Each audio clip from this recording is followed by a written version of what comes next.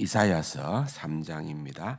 보라, 주 만군의 여호와께서 예루살렘과 유다가 의뢰하며 의지하는 것을 제하여 버리시되 곧 그가 의지하는 모든 양식과 그가 의지하는 모든 물과 용사와 전사와 재판관과 선지자와 복술자와 장로와 50부장과 기인과 모사와 정교한 장인과 능란한 요술사를 거리하실 것이며 그가 또 소년들을 그들의 고관으로 삼으시며 아이들이 그들을 다스리게 하시리니 백성이 서로 학대하며 각기 이웃을 잔해하며 아이가 노인에게 비천한 자가 존귀한 자에게 교만할 것이며 혹시 사람이 자기 아버지의 집에서 자기의 형제를 붙잡고 말하기를 네게는 겉옷이 있으니 너는 우리의 통치자가 되어 이 폐허를 네 손아래 두라 할 것이면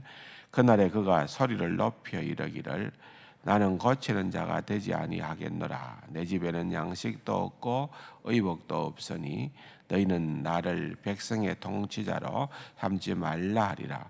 예루살렘이 멸망하였고 유다가 엎드러졌으면 그들의 언어와 행위가 여호와를 거역하여 그의 영광의 눈을 범하였음이라.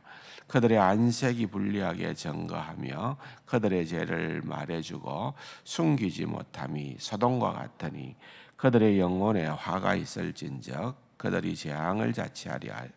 너희는 의인에게 복이 있으리라 말하라. 그들은 그들의 행위의 열매를 먹을 것이며 악인에게는 화가 있으리니 이는 그의 손으로 행한 대로 그가 보응을 받을 것임이니라. 내 백성을 학대하는 자는 아이요 다스리는 자는 여자들이라. 내 백성이여 네 인도자들이 너를 유혹하여 네가 다닐 길을 어지럽히느니라. 아멘. 계속 우리가 이사야의 말씀을 나누고 있습니다만은 긴 말씀입니다. 66장이나 되어지는 긴 말씀이고 또 이사야는 구약 성경에 나타나는 그 선지자들 가운데에서 특별히 비중이 있는 선지자라고 볼 수가 있겠지요. 그가 활약했던 그런 시기를 보면은 우시야 왕이 죽던 해에 이렇게 하면서 걸쳐지는 남유다의 왕들이 보면은 이제 우시야 왕이 제일 먼저 등장을 합니다. 우리가 아는 것처럼 우시야 왕은 50년이 넘도록 52년간 남유다를 통치했던 왕이었습니다.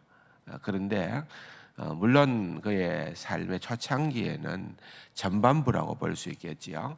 52년의 전반부에는 비교적 선왕이었습니다. 하나님 앞에서 정직하게 행했다라고 그렇게 표현되고 있습니다만은 사람들이 이제 참 변하는 것 같아요. 자리가 특별히 사람을 그렇게 만드는 것이 아닌가 그런 생각을 합니다. 그래서 자기 몸에 맞는 옷을 입는다는 것은 굉장히 중요합니다. 맞지 않는 옷을 입고 있으면은 그것이 그 사람으로 하여금 이제 오히려 망가뜨리는 일들이 있는 것 같아요. 왕도 하나님 앞에 초창기에는 겸손했다가 나중에는 이제 쉽게 말하면은 제사장들이 들어갈 수 있는 성전에 내가 왕인데 자기가 종교 행위를 주관하기 위해서 들어갔다가 문둥병으로 결국은 격리 수용되어지고 그의 아들이었던 요담에게 이제 왕권을 넘겨주게 되어지는 거죠.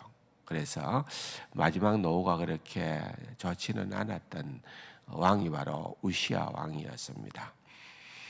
그런 이제 아버지를 보면서 이제 요담이 왕이 되어졌고 요담은 대략 한 16년 정도 통치를 했는데 그는 한마디로 얘기하면 정직하게 행하였는데 성전에는 들어가지 않았다는 거예요. 그러니까 아버지처럼 교만하지 않았다는 거예요. 그래서 요담은 그나마 그래도 이 남유다의 선왕으로 그의 통치에 16년 동안의 기간이 비교적 선왕으로 얘기가 됩니다.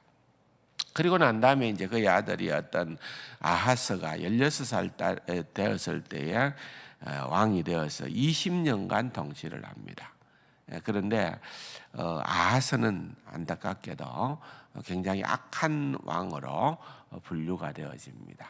하나님 앞에서 참으로 악할 수밖에 없었던 그런 행태들을 많이 했습니다. 그리고 난 다음에 이제 왕이 된 인물이 유명한 왕입니다. 히스기야 왕입니다. 히스기야 왕은 그가 25살에 왕이 되어서 29년간 통치를 하게 되어지는데 워낙 유명한 왕이지요. 종교개혁도 하고 또한 우상을 또한 뭐라 그럴까요? 퇴치하고 여러 가지 하나님 보시기에 너무나도 귀한 일들을 많이 하고 히스기야 하면은 떠오르는 것은 기도지요. 기도. 그가 기도함으로 말미암아 생명을 연장을 했지만은 그의 노년도 역시 하나님께서 베풀어 주신 은혜를 바벨론의 사신들에게 얼마든지 자랑할 수 있는 그런 어떤 상황 가운데에서 마치 자기가 그와 같은 능력자임을 과시하는 것처럼 자랑을 한 그런 어떤 안타까운 일들이 펼쳐졌습니다. 그래서 뭐 정말 괜찮은 훌륭한 누구보다도 훌륭한 왕이라고 할 수 있었던 히스기야의 말년도 그리 순탄치가 못하고 그의 아들인 므낫세가 왕을 이어받았는데 므낫세는 그야말로 또한 악한 왕의 대명사로 분류가 되어지는 거죠. 그래서 이 우시야로부터 히스기야 때까지 하나님의 예언을 받아서 활동했던 선지자가 이사야입니다. 이사야의 그 어떤 사역 기간은 굉장히 길었다고 볼 수가 있는 거죠. 그런데 말 그대로 이사야라고 하는 그 말은 하나님은 여호와는 구원이시다 그 말입니다. 근데 오늘 계속해서 우리가 이제 읽어보는 본문 또 이미 받았던 이사야서의 66권의 전체의 66장의 내용을 보면은 하나님의 심판이 제일 먼저 39장까지 소개가 되고 있습니다. 왜 하나님이 심판하느냐? 궁극적으로는 사랑하시기 때문입니다. 왜냐하면은 40장 이후의 말씀은 이스라엘 백성들의 회복에 대한 부분을 초점을 맞추고 있습니다. 하나님께서 심판하시는 것도 너무 사랑하시기 때문에 잘못된 길로 나아가는 그것을 버려두시는 것이 하나님의 사랑이 아니기 때문에 심판을 해서라도 그들을 징계를 해서라도 그들이 돌아오면은 좋겠다고 하는 그런 마음이 간절했던 것이죠. 그래서 오늘 본문에서도 거듭되는 그런 어떤 심판의 경고라고 볼 수가 있습니다.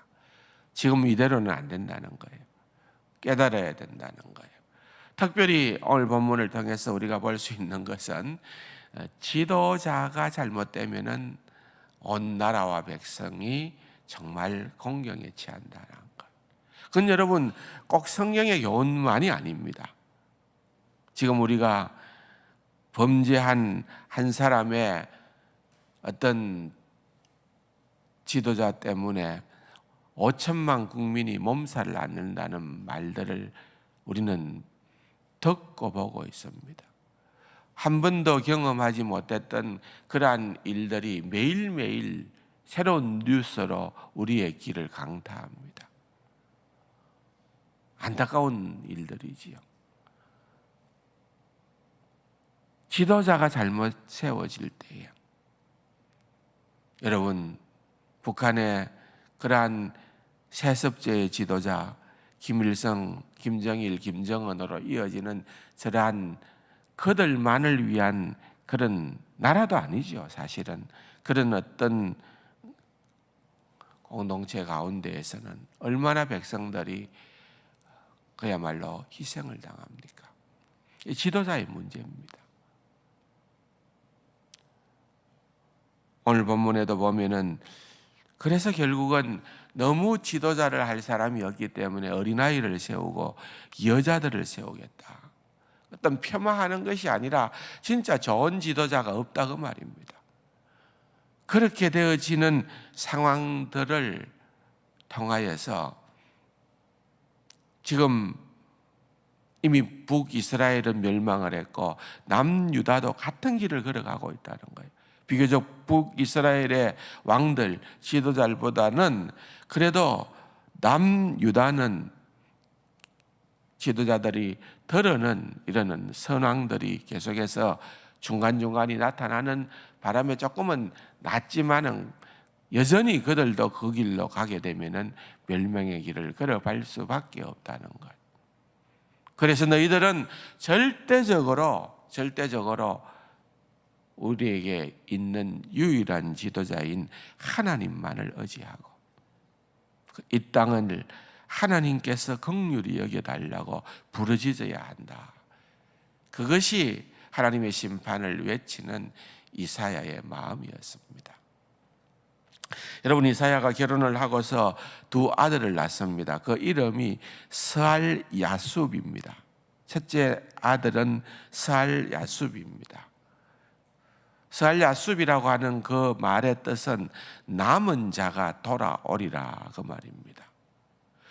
둘째를 놓고서 그 아들은 굉장히 이름이 깁니다. 마헬살랄 하스바스, 마헬살랄 하스바스라고 하는 그 이름을 정했는데 그 이름의 뜻은 무슨 말인가 하면은 약탈이 신속하고 노획이 급하다. 그러니까 지금 이 나라가 굉장히 위태롭게 되어졌다는 거예요. 약탈이 신속하고 노획이 급해지는. 그러니까 이사야는 그 아들을 낳았을 때 그 아들들의 이름을 통해서 벌써 이스라엘의 사역과 또는 이사야의 그 모든 사역과 이스라엘의 형편들이 그 안에 다 담겨 있었던 것입니다. 하나님께서 그렇게 명하고 계셨던 것이죠. 사랑하는 성도 여러분, 구약 성경은 특별히 66장이나 되는 정말 엄청난 분량으로서 이사야서를 우리에게 선물로 주고 있습니다. 이 전체적인 그림을 가지고 우리는 하나님의 심판과 하나님의 회복, 우리가 어떠한 삶으로 이 땅 위에 서야 할 것인가에 대해서 오늘 이 시대도 똑같은 시대를 우리가 살아가고 있습니다. 이때가 이사야가 이 복음을 외쳤던 이때가 주전 8세기경입니다. 그러니까 얼마나 많은 세월이 흘렀습니까? 그럼에도 불구하고 오늘날 수천 년이 지난 오늘날 우리들에게도 이때의 상황이나 오늘의 우리의 상황이 별반 차이가 나지 않는다는 것은, 그것은 세상은 동일하다는 것입니다. 우리는 세상 사람들이 추구하는, 세상 사람들이 목적하는 그러한 같은 방향으로 삶의 길을 살아가는 자들이 아닙니다. 우리는 하늘을 향하여, 하늘을 목적하고 주님을 소망하며 살아가는 자이기 때문에 우리의 삶의 방향은 그들과 전적으로 다른 삶을 살아야 된다. 이 점을 오늘도 기억하시면서 하나님, 이 땅을 긍휼히 여겨 주시옵소서. 이 나라를 불쌍히 여겨 주시옵소서. 각청의 분야에, 정치계뿐 아니라 경제계, 종교계, 여러분 모든 분야에 하나님 우리에게 긍휼을 여겨 주시고 정말 올바른 지도자들을 세워 주셔서 이 땅에 소망을 일으켜 주시옵소서. 그렇게 기도하시고 각자의 기도의 제목과 공고한 이웃들을 생각하시면서 기도하시고 돌아가시기를 바랍니다. 기도하십시다.